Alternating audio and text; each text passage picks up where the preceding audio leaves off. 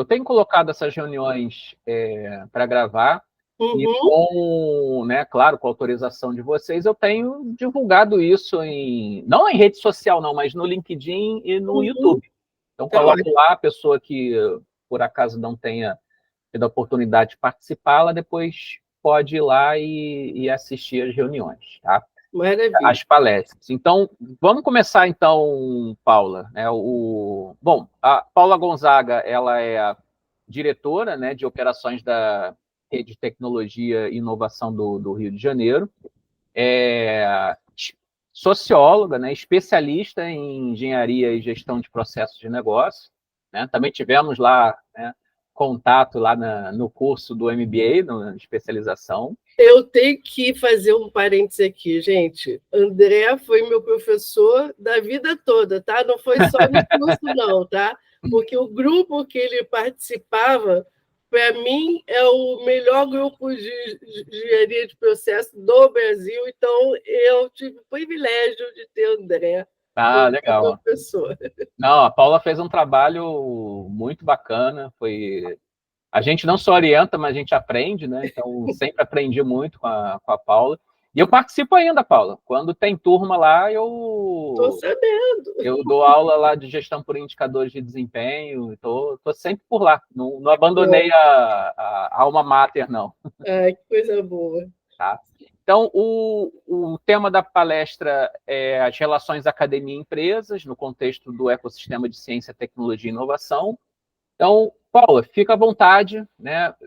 De antemão, te agradeço imensamente do teu tempo e de poder participar desse ciclo de palestras. E fica à vontade, então, para conduzir a sua apresentação. Maravilha, gente. Eu queria agradecer muito a Mônica. Mônica é uma relação meio que atual, né? De pouco tempo, mas já é como se fosse da vida toda. Viramos amigas de infância. É verdade, foi muito bom. E eu gostaria de fazer um bate-papo. Todo mundo me interrompe a hora que quiser. Vou só trazer uns slides para a gente orientar a conversa. Deixa eu achar aqui.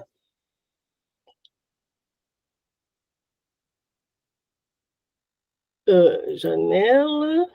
Cadê ele? Cadê meu slide? Aqui.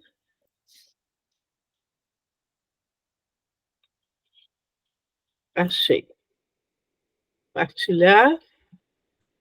Conseguindo ver, gente? Está dando para ver? Sim. Tá. Com isso, eu não consigo ver vocês mais, tá? Então, por favor, me avisem para parar a hora que for, tá? Tá bom. Olha, a gente está vendo o teu PowerPoint. Isso. Não a apresentação. É?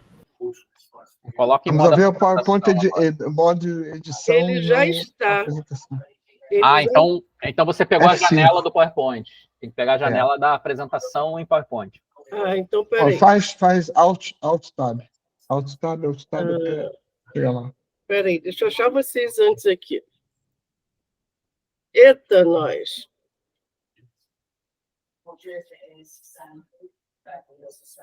Aqui, parar de partilhar. Pensar de novo. A partir da janela da apresentação. Janela, achei. Partilhar. Foi? Foi? A mesma janela. A mesma janela do... Tenta selecionar a apresentação do PowerPoint, quando você... Olha, aperta F5. Aperta a tecla F5. Aperta a tecla F5. Mônica, você está com ela aí, né? Eu? Não. Eu te mandei por e-mail. Mandou? Mandei, mais cedo. Aperta a tecla F5. Que eu vou olhar. Tentei, não foi. A F5? Pronto. Ela deve estar gerando a tela, ela só está compartilhando você tem que... a janela errada. Tem que fazer Alt Tab para procurar qual é a janela. Quando você for compartilhar, vai aparecer lá, guia do Chrome, janela. Aí, quando você clicar em janela, é a apresentação do PowerPoint. Mas tem que já estar a apresentar, com a Isso. janela de apresentação já ativa. E Achou, não amor? o PowerPoint. É que eu gosto muito mais do Zoom. Conseguiu, Mônica? Eu estou buscando aqui. Mandei agora à tarde. Eu sou a pior pessoa, tá? O André me conhece, sabe que toda essa tecnologia aqui de apresenta, eu sofro. Mas eu tô vendo aqui o e-mail. Estou procurando. É que eu não estava Eu logando. só consigo com janela e ele... Ah, achei aqui. Achou? Ou então, Paula, você compartilha a tela cheia, que aí vai pegar a tua tela toda. É isso aí que eu ia falar. Mas Pega. era isso que estava acontecendo. Não, mas bota a tua apresentação em modo apresentação. Isso. Então, é como estava. Em modo. Não, põe naquele íconezinho que. É que eu não estou vendo, eu estou no e-mail, eu estou aqui. Apresentação de slide. Não, quando a gente está no PowerPoint, não tem um ícone que é tipo uma tela? Aí acho que é F5. É o F5. É. Apertar F5. Oi, Jacques. Olá, André, boa noite. Boa noite, tudo bom? Boa noite a todos, tudo bem? Conseguiu, Paula? Não, só do jeito que estava. Deixa eu tentar aqui.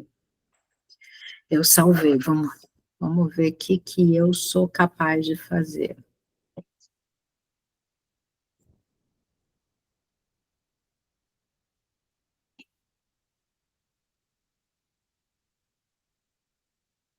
Você estava com o browser em tela cheia também, Paulo? Estava. Então Me diminui. lembrei agora. Põe a janela pequena do browser, para ver as janelas todas ao mesmo tempo que você tem. E a do PowerPoint deve estar por trás. Aí depois clica no do PowerPoint e aperta o tal botãozinho que a Mônica está dizendo, ou então Não dá, aperta estou F5. fazendo isso e não dá. Não está dando. A gente perde o comando. Espera aí que eu vou tentar aqui de um outro jeito. Aqui. Qualquer coisa, manda para mim. O André, tá indo para você. Por que não fizemos isso antes? Para quem entende, né? Pois é. Tão simples. Eu vou passando aqui. Eu tenho 2 telas, aí eu... Ai, que maravilha. Devia ter feito isso antes. Eu consigo gerenciar Coisa aqui. de gente grande. Manda aí para mim que eu compartilho. Foi. Já foi. Você mandou Pelos 2 que eu tenho aqui do Zorro. Ah, tá, já foi. Já? Pessoal, por favor, quem não botou ainda aqui no chat os contatos, um e-mail para poder receber convite para a próxima palestra, por favor, põe para a gente salvar. Eu tenho que pôr também? Também tem que Eu pôr? já tenho. Quem assistiu da outra vez, eu tenho, não precisa. Mônica, e-mail e telefone? Se puder. Tá bom. Bota aí no chat.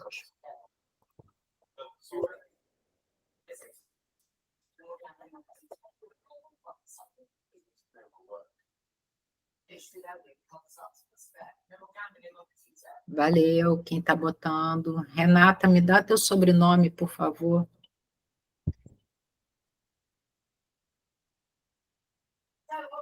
A apresentação está aqui.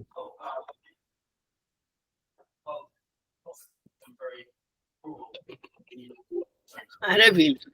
Vamos lá. Só ir me guiando aí, Paula. Tá bom. Pode ir para a próxima. Então, eu sou Paula, trabalho numa instituição chamada Rede de Tecnologia e Inovação do Rio de Janeiro, que reúne as universidades e centros de pesquisa aqui do Rio. A UERJ é uma das nossas instituições associadas, e a gente, há muito tempo, desde 1985, faz articulação do conhecimento instalado nessas instituições no setor produtivo. E a gente funciona aqui uma espécie de agência de casamento para fazer essas conexões entre oferta e demanda de tecnologia e conhecimento. Tá? eu vou falar, e eu sempre gosto de começar contextualizando do que é que a gente está falando, né? E aí eu fico pensando que muita gente ainda confunde o que é um sistema nacional de inovação de um ecossistema de inovação.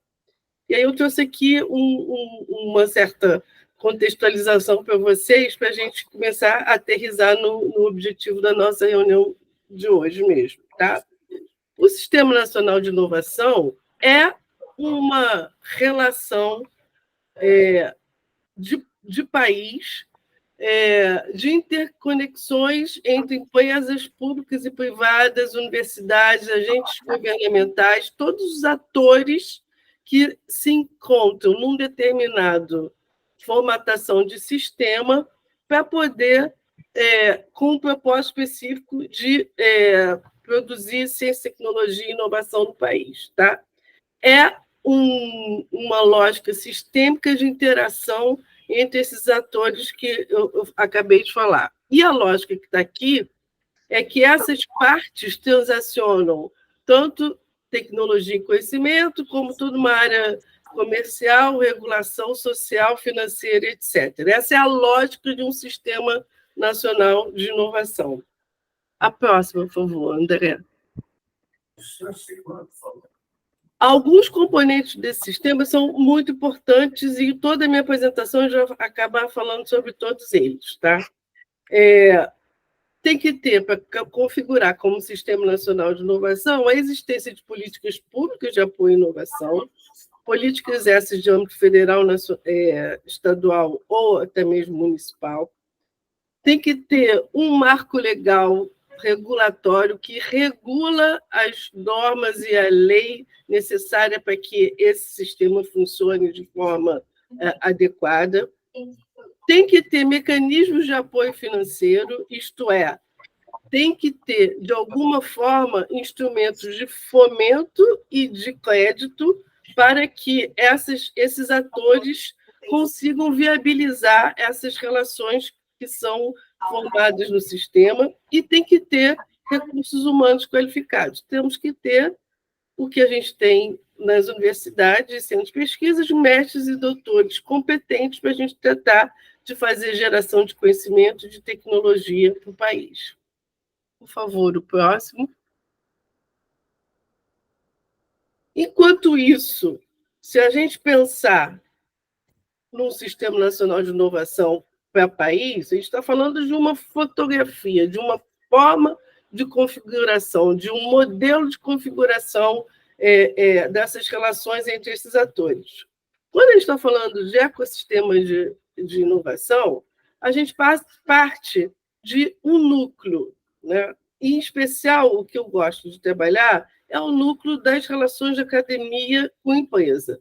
As relações entre universidades e centros de pesquisas, que aqui no Brasil a gente chama de CT, Instituições Científicas e Tecnológicas, com as empresas, seja elas de qualquer porte, inclusive com startups. A lógica do ecossistema, que vem da questão, né, dos sistemas biológicos, né, a formação desse conceito dentro dos sistemas biológicos, pressupõe que esses atores evoluem, se auto-organizem e que eles próprios gerem o seu sistema em constante modificação, isto é, o todo não é apenas a soma das partes, o todo é uma configuração onde todo mundo interage e todo mundo ganha nessa troca de relacionamento e de conhecimento. Essa é a lógica do ecossistema de inovação. Por favor. E aí eu gosto muito desta figura, que ela mostra bem um ecossistema de inovação baseado nas relações academia e universidade e centro de pesquisas, onde que o núcleo fundamental dessa história são as relações das ICTs com as grandes e médias empresas e as startups e pequenas empresas. Né? Esse é o núcleo desse ecossistema que, por sua vez, interage e é impactado pelas questões governamentais, que eu vou falar mais adiante, como também pela infraestrutura necessária para que esse sistema funcione. Né? Se a gente começar aqui pelas relações desse núcleo, a gente está dizendo que as trocas aqui são as trocas, de fato, do famoso relação academia e empresa, né? Quer dizer, a universidade produz conhecimento, por sua vez, as empresas demandam esse conhecimento e a gente troca essas relações de algumas maneiras. Uma dessas maneiras é através do licenciamento da tecnologia. A universidade produz conhecimento, licencia essa tecnologia para a grande empresa incorporar essa tecnologia nos seus processos produtivos, seja para desenvolver um novo produto, seja para desenvolver um novo processo e por aí vai, ou um novo serviço. Por sua vez, nesta lógica de ecossistema, as grandes empresas financiam determinadas pesquisas das universidades. Por quê? Porque é uma relação de troca onde a empresa percebe o valor em identificar conhecimento e tecnologia na ICT para resolver os seus problemas dos seus processos. Esta lógica acaba gerando conhecimento que vai e volta. Por isso a história do ecossistema que se auto-evolui, né? Tanto a universidade recebe conhecimento dos principais problemas das empresas, como, por sua vez, as empresas são apoiadas por essas universidades, sendo pesquisas para a solução dos seus próprios problemas. Isso pode ser feito de duas maneiras. Ou através de uma prestação de serviços, a empresa vai à universidade, compra determinado serviço tecnológico, ou isso é feito em parceria para desenvolvimento de pesquisa, desenvolvimento e inovação, né? É uma outra forma de se fazer essas relações. A mesma coisa acontece com as startups e pequenas empresas. A gente continua identificando aí numa outra camada startups e empresas que trocam conhecimento com grandes e médias empresas, como também trocam conhecimento com os CTs e por aí vai. Este é o núcleo desse ecossistema. Só que isso, para acontecer de uma forma eficiente, ele precisa ser suportado pelo papel fundamental do governo no desenvolvimento da inovação com sentido de desenvolvimento econômico, capacitações locais e inovação produzida naquele Sistema Nacional de Inovação que a gente viu anteriormente, né? Como que são essas interações? Através de políticas e estratégias, né? Quer dizer, o governo detém a prerrogativa de ter determinadas políticas e determinadas estratégias de desenvolvimento do país, né, que inclui todas as formas como que ele pode apoiar com que essas relações se deem de forma mais rápida, mais eficiente e aderentes à estratégia do próprio governo, aonde ele quer ser bom, aonde interessa ele trabalhar em suas políticas, tanto de políticas industriais, como de ciência e tecnologia, como políticas setoriais também.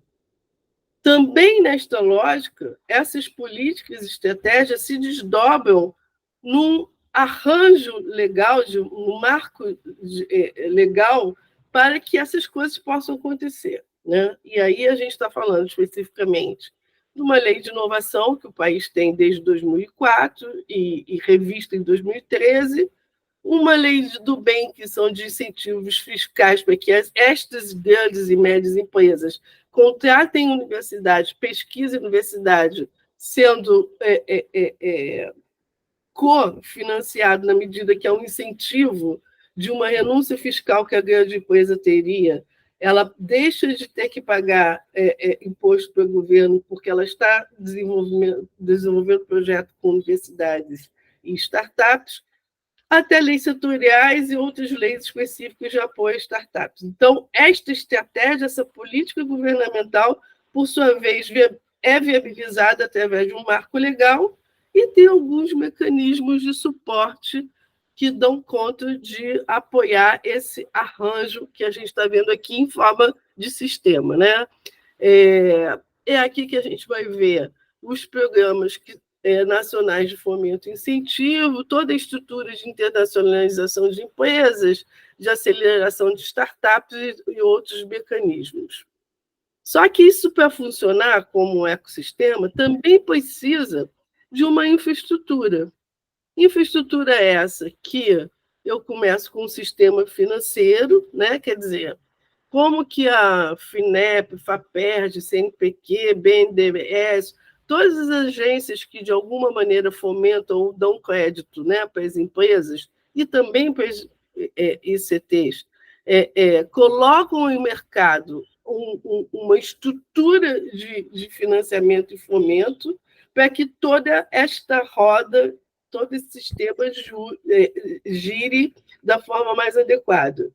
Tem que ter também regulação e normalização, e aí aqui a gente está falando de algumas agências importantes no país que a gente possui para regular e normalizar essas relações todas. Aqui eu vou ter que destacar a Agência Nacional de Petróleo, que regula e normaliza todas as questões do setor de petróleo e gás, a ANEEL, na área de energia elétrica, e outras instituições que são importantíssimas, como a Anvisa, na área da saúde, o INMET, que é o Instituto Nacional de Meteorologia e Qualidade, para a questão da certificação de produtos e processos, e a ABNT, para a produção de normas técnicas, para que esse sistema todo funcione adequadamente, embasado em competência e também em desempenho, né? E, por fim, esse ecossistema ele é suportado por algumas instituições que são da sociedade civil, em alguns casos, ou também algumas federações de indústria, etc., que apoiam o ecossistema com informação, assessoria e alguns projetos direcionados para que isso ocorra adequadamente.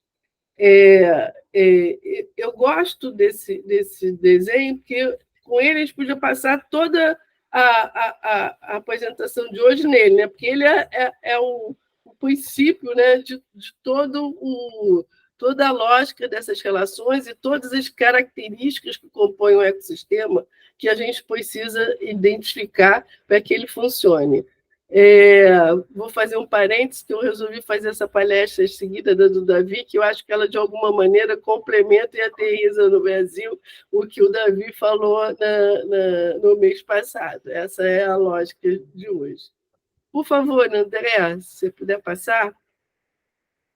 Então, resumindo o que eu falei anteriormente naquela camada de governo, né, você tem uma cadeia de valor vinculado à estratégia de atuação do Estado, né? Tudo começa com uma estratégia de Estado que tem uma motivação, e cada período do país, né, tem motivações um pouco divergentes e diferentes, às vezes, mas hoje o que a gente tem é uma tentativa de estratégia de Estado para fortalecimento da competitividade das empresas no país, para uso de recursos naturais e gestão sustentável, para ações sistêmicas e de longo prazo, não ações de estratégia pontuais, e sim mais perenes, a inovação como insumo estratégico, quer dizer, a relação universidade-centro de pesquisas sendo o insumo fundamental para que a estratégia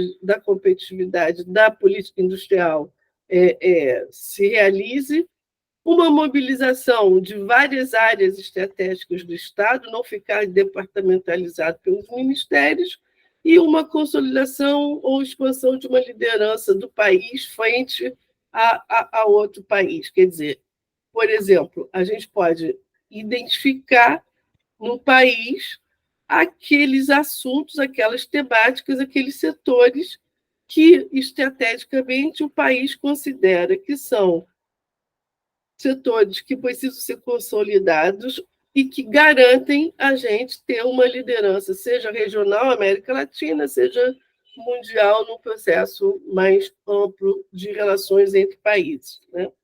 Essa estratégia de Estado ela se desdobra em políticas, como a gente falou, se desdobra, conseguinte, em marco legal, que é o que viabiliza essa política, que, por sua vez, essa política é o que viabiliza a estratégia numa cadeia de valor, e também, a partir daí, são desenhados, né, por essa instância de governo, programas de fomento, programas de como que a gente viabiliza todos esses objetivos estratégicos que estão aqui colocados, e, em seguida, uma cesta de financiamento de fomento que viabiliza todo esse processo numa cadeia de valor. Essa é a lógica daquela primeira camada que a gente viu anteriormente.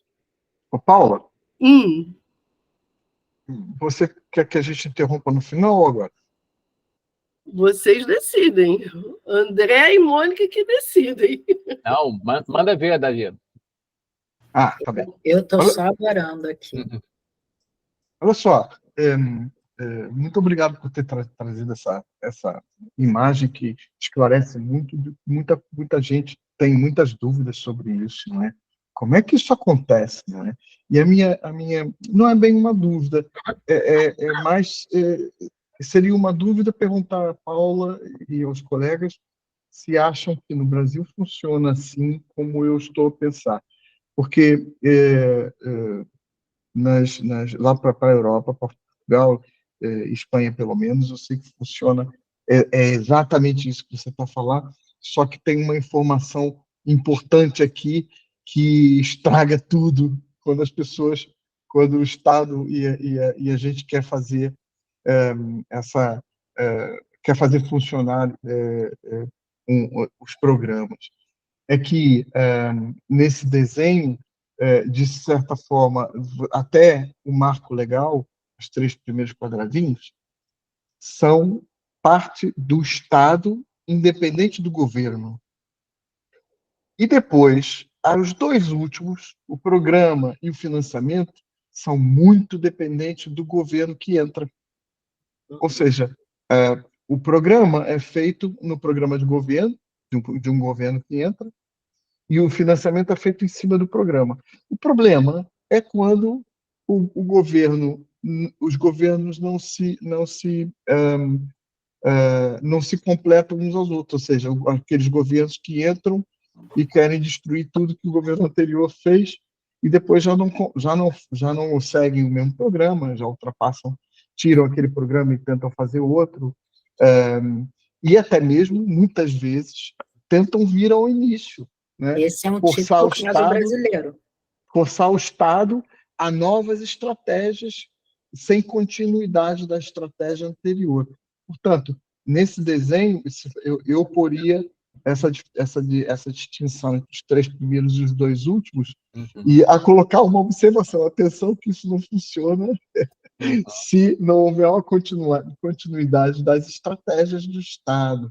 Não sei, a pergunta é, acham que funciona assim no Brasil? No Brasil não tem essa distinção, 3 primeiros e 2 depois. Aqui ou derruba tudo ou mantém tudo, a depender de quem é o próximo governante. Então, na realidade, quando a gente consegue ter uma certa perenidade e as ações sistêmicas de longo prazo, quando a gente consegue ter governos que se mantêm por mais tempo, né, governando o país, senão isso aqui tudo acaba. Não tem 3 primeiros que são mantidos e os 2 que ficam. Acaba tudo de uma vez só. Vamos lá, André? Vamos lá. Esse é o do governo de agora. Tá? Na realidade, o governo de agora refaz a sua estratégia, isso só corrobora, né, Davi, o que eu acabei de falar, refaz a sua estratégia para uma nova, que a gente chama aqui no Brasil de Estratégia Nacional de Ciência, Tecnologia e Inovação. Então, quando isso ocorre, ele já coloca, né, desde o ano passado, quais são os eixos estratégicos estruturantes com que a gente vai tentar ao longo desta governança que está no país nesse momento. Tá?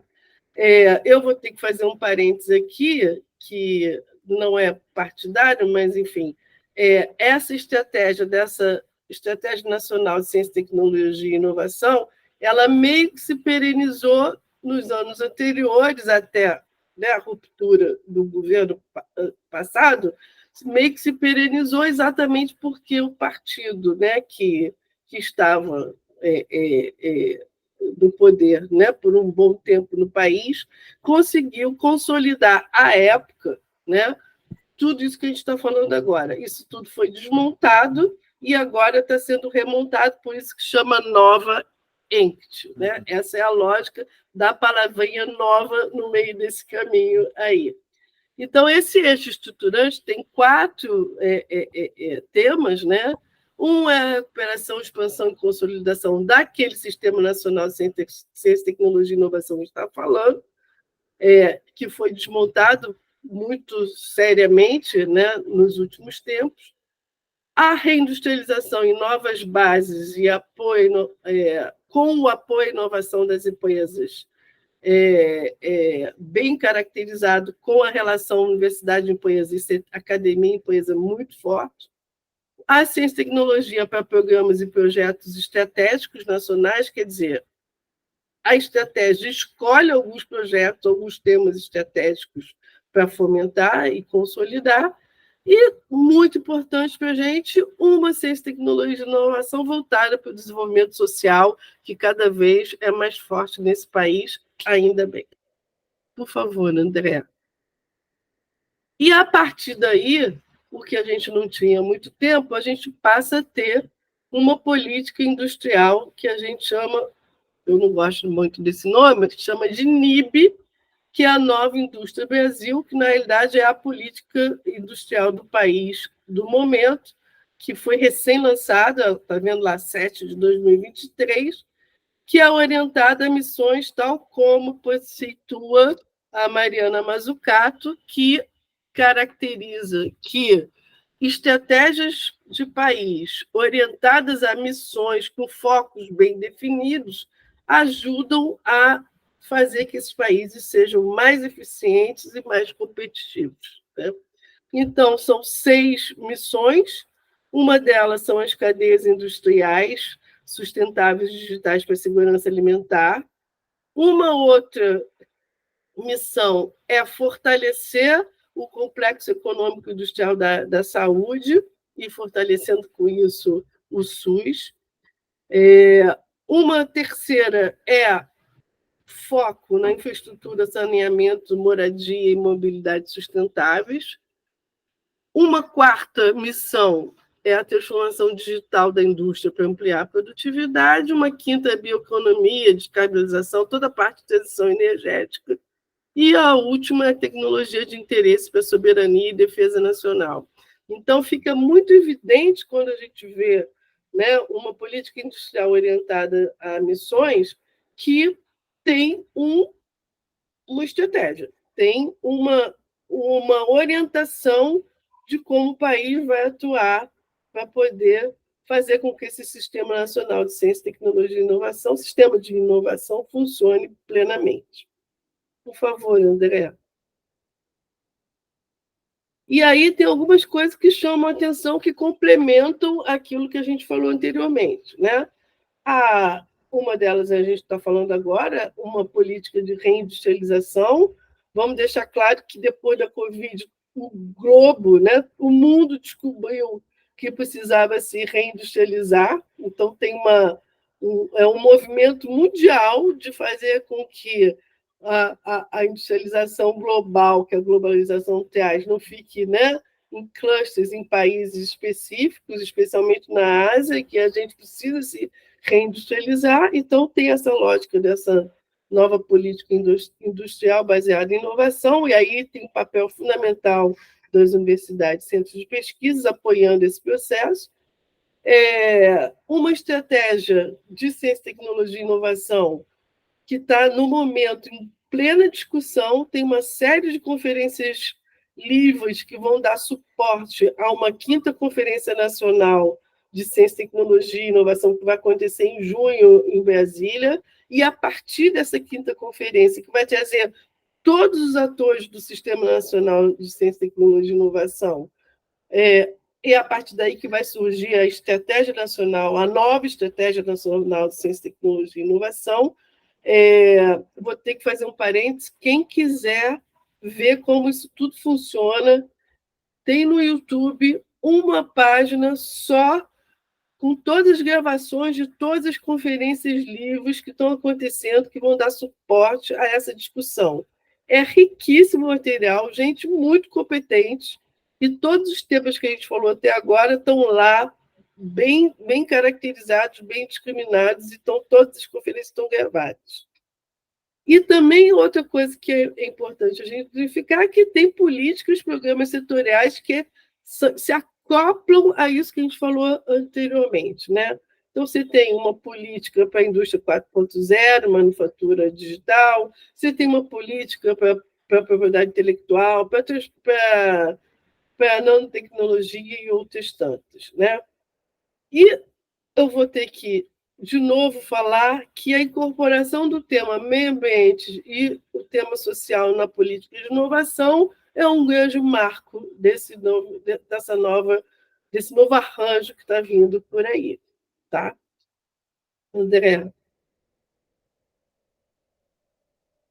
Aqui vou passar muito rapidamente, eu só quero mostrar que esse marco legal que a gente falou anteriormente, ele segue uma hierarquia de normas e de leis, e de decretos e de resoluções. Eu não vou entrar em cada um deles, mas está aqui, a transparência vai ficar para vocês, mas que o que é importante a gente identificar aqui é que o marco legal mais importante é a lei de inovação que a gente tem no país, como eu falei, desde 2004, e a lei de startups também, e que contribuem para que essas relações universidade e empresa funcionem mais adequadamente do que quando não tinha a lei de inovação. Ela regula a forma como a universidade pode se relacionar com a empresa de uma forma que a gente faça isso sem nenhum tipo de problema de insegurança jurídica, porque isso está regulamentado nesse marco legal. Tá? Mais um. E aí aqui é importante a gente identificar, então a gente falou da primeira camada, a camada de governo, agora a gente vai falar das demais camadas, né? E aqui a gente vai falar especificamente do papel das empresas nesse ecossistema e como ele interage, né, com o modelo de negócio. Por favor, André. Na realidade, essa é uma figura clássica do Tisburg, né, que é como que as empresas trabalham, como elas fazem P&D, desde o seu planejamento, passando pelo desenvolvimento de um novo produto e processo, que é essa parte que está aqui embaixo, até produzir o novo produto ou processo ou serviços, para chegando na comercialização. O que tem de bacana nesse framework que o Tisburg coloca é que esta relação, que até no passado era feita sozinha, a empresa fazia isso sozinha, hoje ela faz com muitos atores, inclusive com as universidades e centros de pesquisa, né? E ela faz isso de diversas maneiras, né? Ela faz isso com as universidades, com as startups, com as relações com outras empresas, e nesta lógica de funil, ela identifica, né, o seu processo de pesquisa e desenvolvimento com essa parte, né, de influência desses outros atores, com a influência dessas políticas públicas que a gente falou anteriormente, que apoiam esse processo todo, e, a partir daí, elas conseguem identificar produtos, né, de interesse de outras empresas, ou de um novo mercado, ou elas próprias se colocam no mercado atual de forma competitiva. O que tem de interessante aqui é que, às vezes, nessa relação com essas, em especial com as ICTs, né, podem sair spin-offs tecnológicos, quer dizer, empresas que são criadas para exatamente desenvolver um novo produto apartado da empresa principal, mas coligado com a empresa principal, como pode sair dessa relação licenciamento para outras empresas, conforme mostra aí a seta. Esse é no pouco tempo que a gente tem, o grande framework de trabalho dessa relação universidade-empresa, sob o ponto de vista da empresa. Mais um. E aí, o papel das ICTs nessa lógica, né? Como é que eles se interagem com essas empresas, com o governo, com esses atores, como a gente estava falando anteriormente. Mais um. Eu gosto muito, essa aqui é a tese de doutorado do Thiago Renaud, que muitos aqui conhecem. Eu gosto muito dessa imagem que ele coloca aqui, né? Que é a relação de geração de conhecimento com participação direta nos processos de inovação e como que características, perfis das universidades de pesquisa influenciam nesse processo, né? Aqui a gente está falando, nesse quadrado azul, universidades que trabalham em ensino e pesquisa. E elas têm uma participação menor, né? E geram um determinado tamanho de conhecimento. No quadrado verde, ele já incorpora essa universidade, esse centro de pesquisa, já tem uma tipologia que é incorporar as tarefas, as atividades de ensino e pesquisa, serviços para as empresas. Então, elas transicionam conhecimento através de serviços. As empresas contratam as universidades para resolver os seus problemas, conforme a gente falou. Então, está adicionando um valor e, a partir daí, a universidade aumenta, amplia a sua participação nos processos de inovação das empresas e, consequentemente, do ecossistema como um todo, né?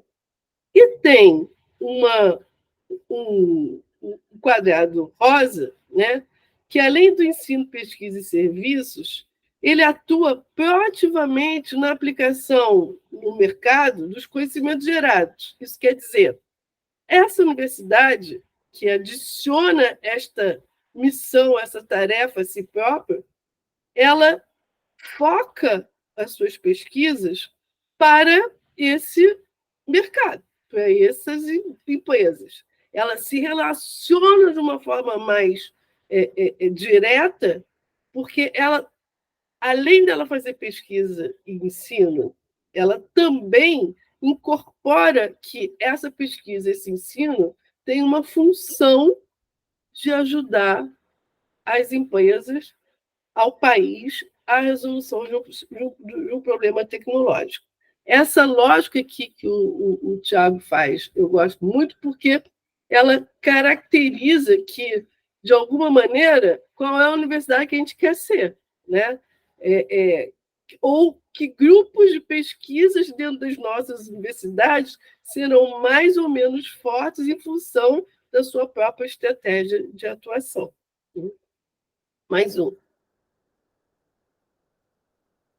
Como também essas universidades e centros de pesquisas que estão naquele quadrado rosa, elas agora, há uns 10 anos para cá, elas se arranjam também em apoio a empreendedores de base tecnológica, né? Seja, como está aqui abaixo, no caminho 1, identificar pesquisa, estudante, bolsista, alguém que queira levar conhecimento que é produzido nessas universidades para o mercado através de startups, né? Esses personagens viram empreendedores de startups, como também no eixo 2, o caminho de cima, que são empreendedores ou empresas aí de qualquer porte que procuram universidades e centros de pesquisas para a prestação de serviços tecnológicos de uma forma mais pontual e no desenvolvimento de projetos de pesquisa, desenvolvimento e inovação mais complexo e que, em muitas das vezes, tem coparticipação. Coparticipação no sentido que a universidade é parceira, é sócia, no bom sentido, das empresas no desenvolvimento de uma tecnologia que vai resolver um problema importante. Mais um. E aí, nessa lógica dessas startups, né, é muito importante a gente identificar que hoje a gente tem spin-offs dessas universidades e centros de pesquisas, que a gente chama de Deep Techs, que tem uma categoria de startups com tecnologias baseadas em ciência, né? E que essas universidades e centros de pesquisas ajudam o desenvolvimento de produtos e processos do próprio negócios dentro da própria universidade. Spin-offs essas, deep techs essas, que vão ser, mais adiante, apropriadas pelas empresas para a solução de problemas, para a solução de desafios dessas empresas, fazendo que aquele ecossistema funcione de uma forma super fluida, super boa para todo mundo, né? E aí, nessa lógica, a gente tem que levar em consideração 2 eixos, né? Como que a universidade e o centro de pesquisas apoiam a maturidade do negócio dessas startups, como também precisa, ao mesmo tempo, apoiar a subida de maturidade dos TRLs, dos produtos e processos que a gente está desenvolvendo, né? Isso quer dizer que as incubadoras de empresas, os ambientes de inovação que a gente tem, os hubs de inovação, cada hora tem um nome mais interessante para essa ação de apoio de empreendedorismo das universidades para formar spin-offs delas próprias, né? A gente tem que estar preocupado com essas 2 questões. Como que a gente apoia que esse conhecimento vire negócio de fato, e como que esse conhecimento, que às vezes ainda está em grau incipiente, né, do TRL, do nível de maturidade tecnológica, para chegar ao mercado, também que isso haja um avanço, um salto de um nível de TRL para outro. A lógica que está aqui dentro desses quadrantes é o que a gente vê hoje acontecendo mais, né? O ideal dos mundos, que é a estrelinha, usando, né, a mesma lógica da matriz BCG, é que projetos mais maduros, com nível de TRL maior, são os projetos exitosos que vão para o mercado. Os projetos que continuam sendo ainda muito incipientes do ponto de vista da maturidade tecnológica, estão ainda em uma fase muito experimental, muito de base científica, então, nesse quadrante verde, ainda precisa, né, de alavancar não só a maturidade do negócio, como também a maturidade tecnológica.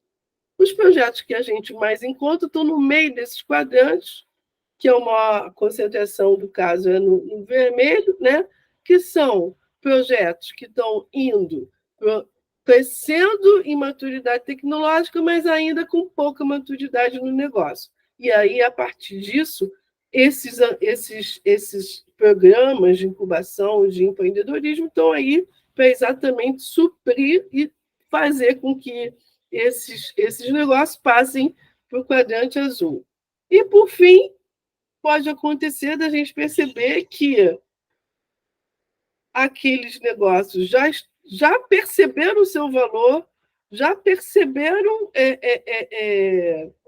que tem possibilidade, né, de ser colocado a mercado, mas, eu vou falar que é pivotar, mas que ainda precisam modificar a sua trajetória tecnológica, porque ainda está com TRL baixo para um determinado produto, ou para uma rota tecnológica, e podem, a partir do conhecimento gerado pela experiência gerada nesse aprendizado, perceber que, olha, ao invés de eu continuar nessa minha linha, eu deveria pivotar, quer dizer, modificar minha rota sem perder todo o aprendizado que eu tive anteriormente, né? Pivotar é uma terminologia da área de startupês, né? Que quer dizer exatamente isso. Quer dizer, eu estava numa trajetória, né? Percebi que eu tenho alguns insumos que me são importantes, mas que outros ainda não são. Eu consigo perceber que eu estou com o TRL baixo para isso, mas eu posso pegar uma rota que vai me botar num outro TRL, num outro momento diferenciado. Por quê? Porque eu aprendi ao longo da minha jornada como startup que o negócio é mais eficiente se eu fizer essa pivotagem, conforme a gente está falando. Tá? Eu estou preocupado com a hora, mas eu estou quase acabando. Não, fica à vontade, Paulo. Mais um pouquinho. Aí tem as startups, que eu já comecei a falar, né? Mais um. E aqui a gente tem que falar do que a universidade produz, né? A universidade produz startups consideradas Deep Tech. É baseada em ciência e tecnologia. Elas revelam, né? Isso não é meu, isso é do Gui Peremiltra, que é um grande investidor de Deep Techs do nosso país, que eles revelam o estado da arte e da técnica, e elas frequentemente são protegidas por propriedade intelectual e têm parcerias com as universidades e centros de pesquisas. Por isso que isso tudo acaba, de alguma maneira, montando um desenho com várias peças de um Lego, né? Muitas vezes, essas deep techs são muitas vezes dependentes dos laboratórios das universidades para a mudança daquele estágio de maturidade da tecnologia, tem um alto grau de incerteza e muito risco atrelado à maturidade tecnológica dela, né? E um potencial de demanda regulatória e de certificação muito importante, por isso é que quando a gente está falando de regulação, a gente está falando especialmente daquela camada de baixo daquele desenho que a gente estava falando. Mas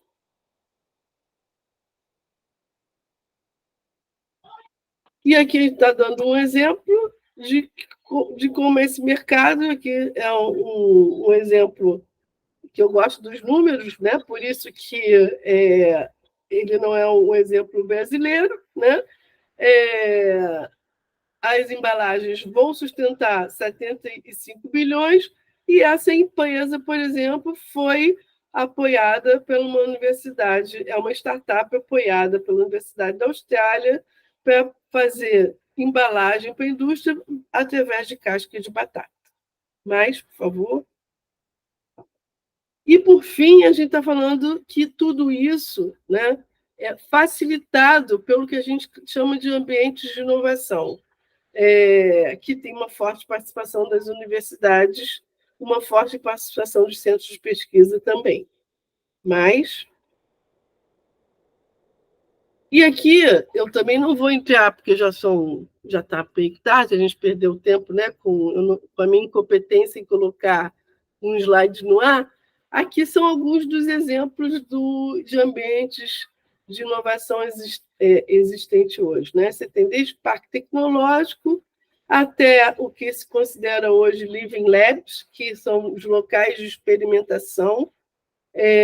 Hoje mesmo eu recebi, para quem estiver interessado, depois me pede, vai haver um terceiro encontro de Living Labs no país, na UFRJ, no mês que vem, 2 dias de encontro de todos os atores que hoje estão trabalhando com ambientes de experimentação e me pede que eu passe o link para as pessoas se inscreverem. Os hubs de inovação, que algumas vezes aqui também são chamados das incubadoras de empresas, distritos de inovação, que é isso ampliada para uma determinada região, e as metápolas, que isso já é uma ampliação muito maior quando a gente está falando de cidades inteligentes que usam todos esses atores que a gente está falando para desenvolvimento daquele próprio território, no caso específico, as cidades inteligentes. Mas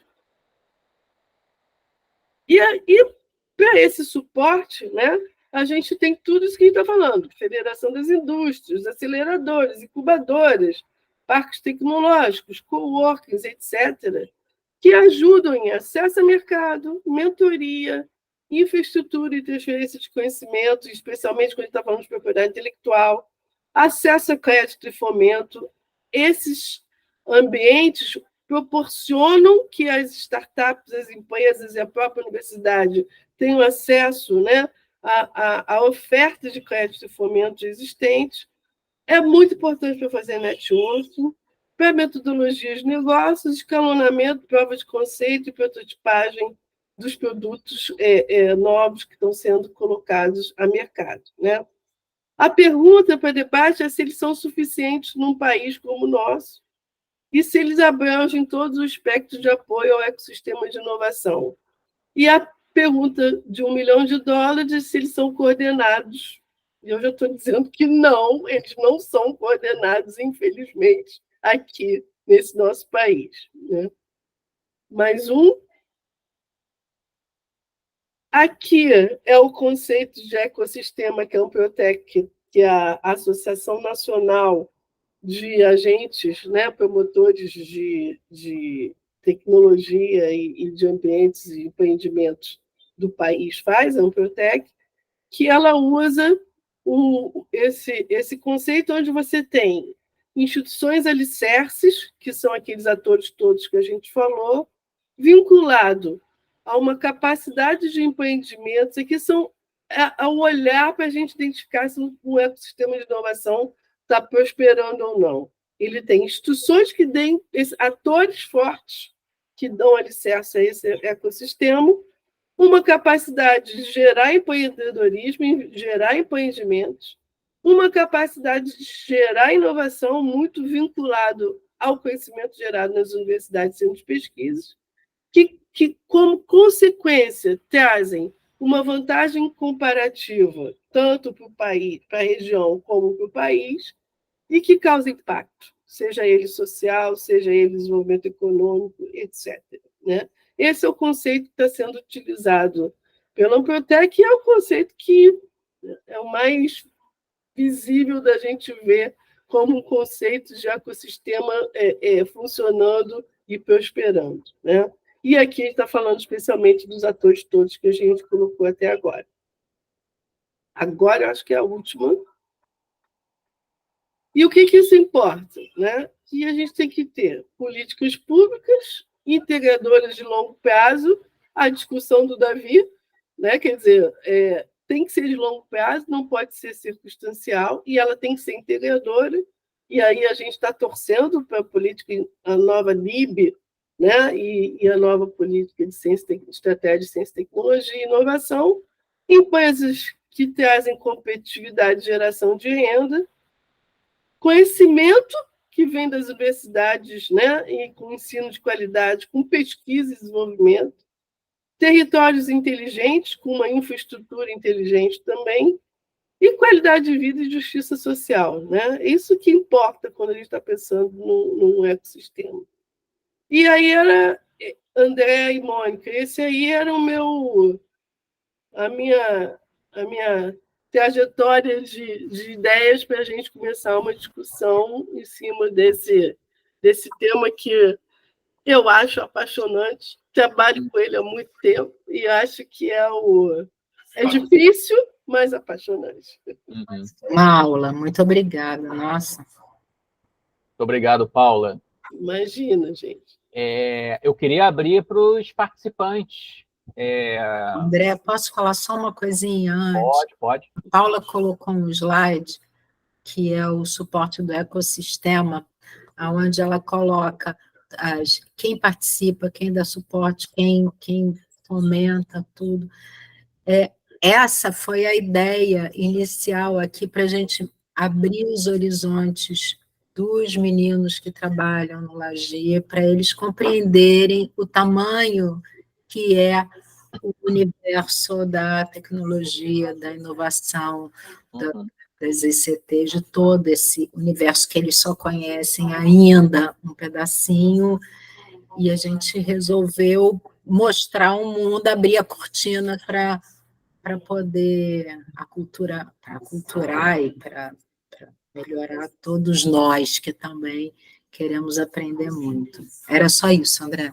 Eu tenho um comentário a dizer, mas deixa eu abrir para as pessoas primeiro perguntarem. Né? Davi, Jacques, Alfredo. Questões aí para Paula que vocês queiram colocar? Felipe, Renata, Henrique, Guilherme. Guilherme, que é o mais novinho aí, está aí. Vocês estão muito envergonhados. Eu tenho um monte de questão, mas... Ih, o Jacques saiu. Pô, que pena. O Jacques é lá da FAT. Da FAT. Deixa eu colocar... bom, não sei se tem alguém querendo fazer alguma pergunta. Eu tenho várias, mas, assim, é claro que eu também não vou alugar aí a Paula. Davi, pode falar. Depois eu falo. Posso? Depois eu coloco. Meu microfone está funcionando? Tá, tô ouvindo bem. Ah.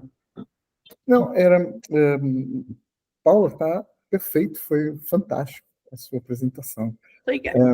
Gostava de ter a referência desse teu quadro que a gente está a ver agora, para ir lá buscá-lo também. Esse é uma mistura. Começou com o sistema do Reino Unido, mas eu já mexi ele tanto que ele já não tem mais referência. Então vai Paula Gonzaga. A referência é Paula Gonzaga. Agora acaba sendo, porque eu já mexi tanto nele. Mas a ideia dos núcleos, do núcleo e do governo e da infraestrutura é a lógica do Sistema Nacional de Inovação do Reino Unido. Tá. Bom, a pergunta que eu queria te fazer é onde é que está a RedeTech no nosso ecossistema todo do Rio de Janeiro, ou no vosso, ou no nosso? Onde é que ele está colocado, com que tipo de tarefas e coisas que a RedeTech faz no sentido de ajudar a tudo isso que a gente está falando agora.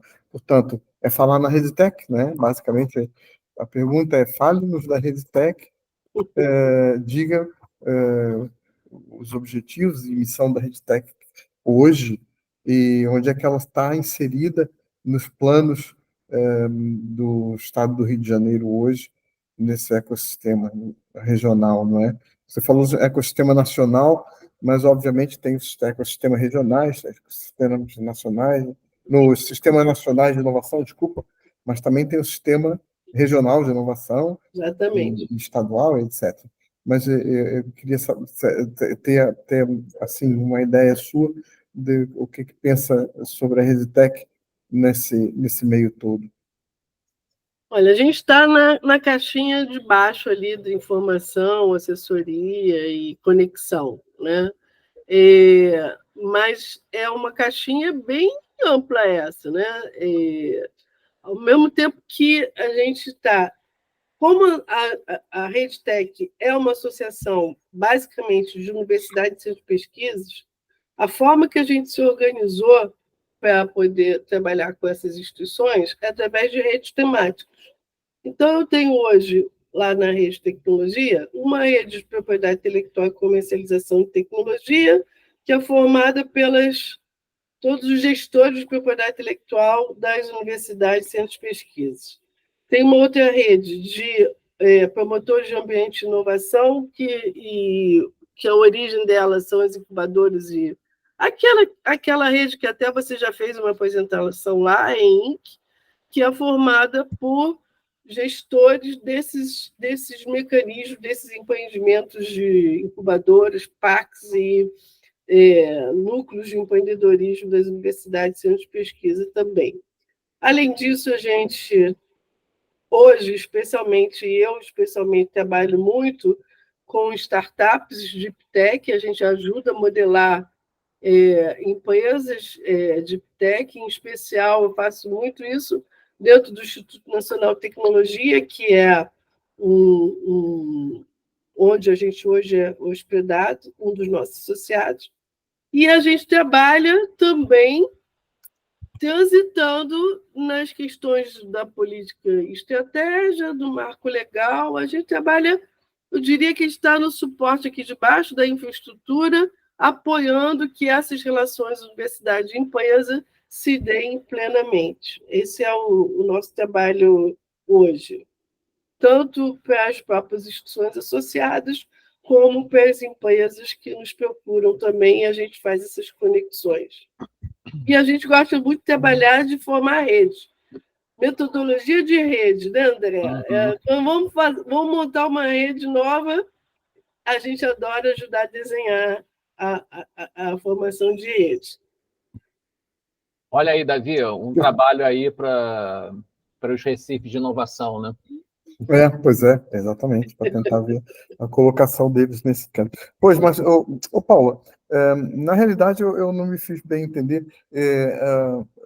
O que eu queria saber era o que vocês estão a fazer hoje, como é que estão o que está a acontecer hoje, onde é que a RedTech está a atuar nesse momento com o ecossistema que está a correr e que está hoje no chão. Ou seja, o que está acontecendo hoje com a RedTech? É isso, basicamente os projetos que a RedTech tem feito, está a fazer, o que está inserido. A FAPERJ, que é a Fundação de Amparo à Pesquisa do Estado do Rio de Janeiro, em 2021, se não me engano, colocou um edital para as universidades e centros de pesquisa aqui do Rio de Janeiro com o objetivo de integrar todo o seu sistema de gestão da inovação interna à instituição.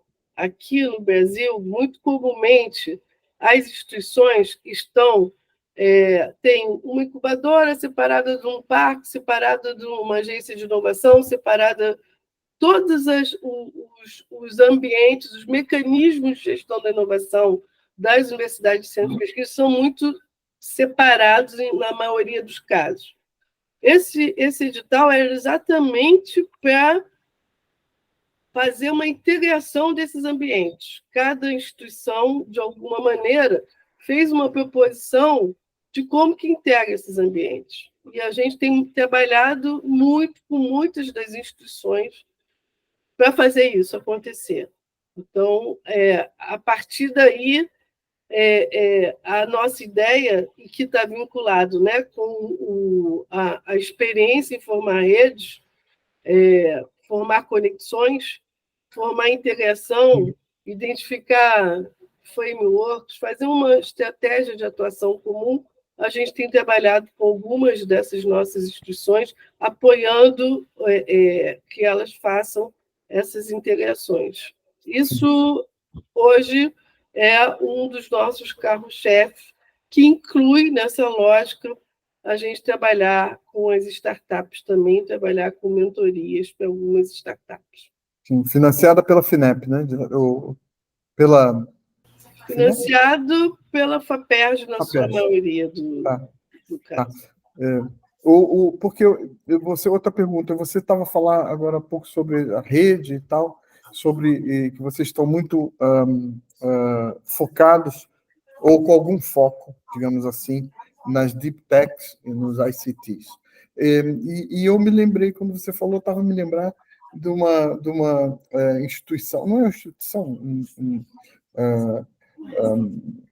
eu acho que é uma associação, que é a RioSoft, no Rio de Janeiro. Sim. Esse pessoal não está ligado a vocês de alguma forma? Sim, é um dos nossos associados. É um dos vossos associados. Isso. Tá, ok. Tá, entendi. Não tem, ou seja, a ligação deles é como associado da RedTech. Sim, às vezes a gente faz alguns trabalhos comuns e às vezes eles atuam conosco como associados. Sim. A Cláudia também, que está lá, trabalha muito nessa interface com as empresas. É engraçado, eu vi A estratégia deles é uma estratégia empresarial pura e dura, não é? Pelo que me deu a entender, menos social e mais capitalista, empresarial capitalista. Mas é interessante eles Não, terem. não acho, não acho, não. Não? Não acho, não. Não? Não. Acho que eles atuam para apoiar os associados deles também, Uhum. e isso se dá via projetos, serviços, como todas as instituições sobrevivem hoje, que são instituições meio vinculadas a essa camada da infraestrutura. Não, é que me deu a entender uns tempos atrás, por causa da interface que a gente teve com a Cláudia me deu a entender isso, que eles estavam, porque não, a interface era com a Universidade de Aveiro, que a gente estava tentando fazer algumas coisas, mas a conversa é que se não tiver dinheiro no meio, isso não vai funcionar e tal. Eles queriam ser pagos por alguma coisa que, se fosse entre universidades, era com projetos nossos, né, de fomento. E aquilo me deu bom. Eles são uma associação empresarial, não é? Nada mais justo. Achei bem, não estou a dizer que eu achei mal, mas só achei que eles não são exatamente como uma instituição social e do ecossistema e da não são sem fins lucrativos, digamos assim. Paula, tem uma pergunta aqui do Alfredo, bem interessante. Alfredo, você quer fazer ou prefere que eu leia aqui? Ele colocou no chat, né? Não, pode. Ele está sem microfone. Tá bom. Quando uma inovação é patenteada pela universidade e consegue comercializá-la, como fica o pesquisador? Ele recebe uma parcela dos royalties? Recebe. Está na lei de inovação que ele tem Ótima pergunta. Um percentual. A forma que se faz são alguns arranjos que todos eles já estão regulamentados, a forma que se faz são por arranjos, né? Depende muito os percentuais dependem, tem uns limites, mas depende muito de cada instituição, da própria política de inovação de cada instituição. Essa questão da patente, né? Eu nunca entendi muito bem como é que isso funciona nas universidades e particularmente na UERJ. Há um tempo atrás, tem coisa de 6 meses, 8 meses, eu participei de uma reunião com a Marinilza, que era a diretora do Inova UERJ, e ela me explicou como é que funcionava e tal. Aí ela falou algumas regras que aí quando eu entendi direito, me falou de um caso de um pesquisador que estava desenvolvendo a tese de doutorado, e aí a tese de doutorado ela habilitou, né, possibilitou o desenvolvimento de uma patente. E aí o que ela explicou na época, eu não sei se eu entendi direito, né? E assim, a universidade e o orientador não tinha direito a nada. Marinilza, o pesquisador, tudo bem, o pesquisador ele vai ter lá uma parcela, porque foi ele que trabalhou. Mas ele está usando os laboratórios da universidade, ele está acessando o orientador dele. Tudo bem, o orientador pode ser um acordo, né? Mas ele está acessando os laboratórios da universidade. A universidade não tinha com nada, né?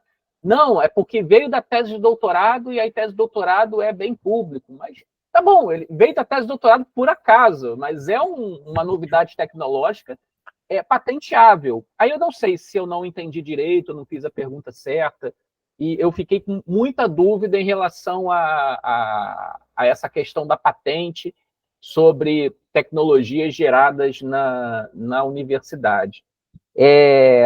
Paula, a tua apresentação ela tem slides assim fantásticos, tá? E o que me leva a crer que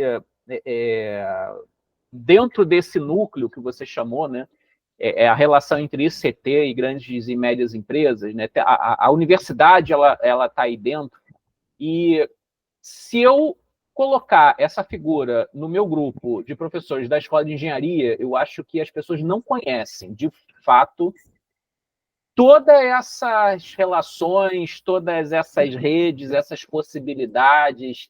O desenho Então, é perfeito, também acho. Então, assim, eu chutaria uns 10%. Acho que, sei lá, quantos professores na escola de engenharia a gente tem? 100, talvez, 100 e pouco, mas acho que 10% saberia, assim, não, eu tenho um projeto, ele pode gerar uma patente, existem marcos legais, lei da inovação, lei do bem, eu sei o que é, então tem uma lei setorial que eu posso vincular ao meu projeto de pesquisa, enfim. Eu acho que 10% dos professores vão saber alguma coisa dessa figura. Então, a universidade e as partes constituintes da universidade não conhecem, né, todo esses atores do ecossistema de inovação, o papel da universidade, né? Então, eu arriscaria dizer, né, claro que eu não vou dar nomes, né, mas muitos professores acham que a universidade está naquele primeiro quadrinho lá do Thiago Renaud, né? Ensino, né? Ensino, pesquisa. Aí o cara que dá uma aula na pós está fazendo pesquisa e não está, né? A gente está lá no terceiro quadrinho. Então, pela UERJ, a gente observou assim, grandes avanços, né? Alguns deles, né? A curricularização da extensão, né? Eu acho que isso foi um avanço importante. Tem um movimento, né, desde 2022, se eu não me engano, dos professores concorrerem a projetos chamados Prodocência, né, e eles submetem um projeto, o professor ganha uma bolsa pequena, mas é uma bolsa, né, considerável, e tem direito a 5 bolsas para alunos para desenvolver trabalhos de projeto de extensão junto à empresa. Então, esse é a condição. Você tem que desenvolver com a empresa, não pode desenvolver só dentro da universidade, não. Muito legal. Então, achei bacana esse projeto do Prodocência. A própria avaliação da CAPES, né? A CAPES agora tem avaliado e dando mais atenção para programas de pesquisa. Eu mesmo agora tive que fazer um monte de atualização. Eu tenho um monte de trabalho técnico que eu não sabia que era técnico. Eu não sabia que era sucupirável, né? Que é o nome que... Então, tem coisas técnicas, né, que eu faço e deixo lá, né? Tá no meu HD lá, um relatório que eu fiz, está lá o material que eu gerei, e a CAPES tem dado atenção para esse tipo de coisa, né? Olha, relatório técnico, curso de extensão, curso para a comunidade, isso também é importante, não é só a publicação de artigos qualis A, que é relevante, né? Então, a universidade, então, em particular o UERJ, de uma maneira geral, ela tem avançado em alguns pontos, mas essa consciência do ecossistema, não, eu faço parte, eu sou professor de um programa vinculado a um departamento, tá? Mas eu estou dentro de um ecossistema, né? Poucos professores têm essa consciência, né, do papel deles diante desse ecossistema completo, né? Eu acho que poucos conhecem a incubadora da Fênix, da engenharia. Enfim, a gente está evoluindo, mas ainda tem muito o que fazer, assim, tem muito trabalho a ser feito, principalmente em termos de conscientização, né, de tornar docentes e discentes conscientes acerca desse ecossistema. Então, a Mônica começou falando, né, não, a gente tem usado laboratórios, chamado os alunos para inserir essa discussão. Os alunos também precisam participar disso, porque os alunos, às vezes, estão lá achando que eles só estão sendo formados, né? Estão lá tendo a aulinha deles, fazendo prova. Exatamente, isso é eles estão inseridos todo esse contexto, né? É verdade. O aluno não conhece nem a universidade, não conhece nem o campus. O empresário não sabe o seu papel no mundo. Mônica, eu entrei na UERJ em 2010. Eu só fui descobrir que a UERJ tinha 4 incubadoras de empresa. 5? Agora, não, mas antigamente era 4. 2013, 2014, por aí. Eu levei um tempo, não sabia. Mas é porque a gente faz péssimas... comunica muito mal, né? Acho que tem 2 coisas que acontecem. Uma que a gente comunica muito mal, E a outra é que a gente parte do pressuposto que todo mundo sabe que a gente sabe. Exato. Isso aí é que é o problema. Aí acontecem dessas coisas. Como que não conhece? Que É tem por isso que existem os 4 profissionais de incubadoras? relações Todo mundo públicas. sabe que tem. O que, Mônica? Por isso que existem os profissionais de relações públicas. Eu acho que Para por contar isso, para os outros, não são os marqueteiros. Eu e só. também porque tem esses ambientes, né? Teoricamente, esses ambientes também têm que fazer essas conexões, né? Uhum. Também tem que visitar. É uma questão cultural, né? Quer dizer, você está lá no teu laboratório fazendo tua pesquisa e Está fechado tem que no seu receber mundo. alguém e falar assim, olha, dá para fazer isso com outro alguém, as conexões são muito intertema, né? Eu, pesquisador, me conecto com pesquisador nos Estados Unidos, na China, etc., mas às vezes eu não me conecto com a pessoa ao lado. Acho que tem um trabalho de conexão, por isso que eu digo que é lindo e difícil. É isso aí, Alfredo, é um trabalho de formiguinha. Muito complicado. Né? Eu vou até falar mais. Eu trabalhei 20 anos na área sindical. E eu vou dizer, os sindicalistas, os dirigentes de sindicato, patronal, eles não sabem que eles são sindicalistas. Eles acham que sindicalista é só quem é. É sério, isso é horrível dizer, mas é verdade. Acha que é só tchau, Davi. É só dizer que Obrigado. Que é sindicalista quem é da CUT, da CGT. Esses são sindicalistas, eles não, eles são empresários. É triste. Mas, André, tem uma outra coisa também, né?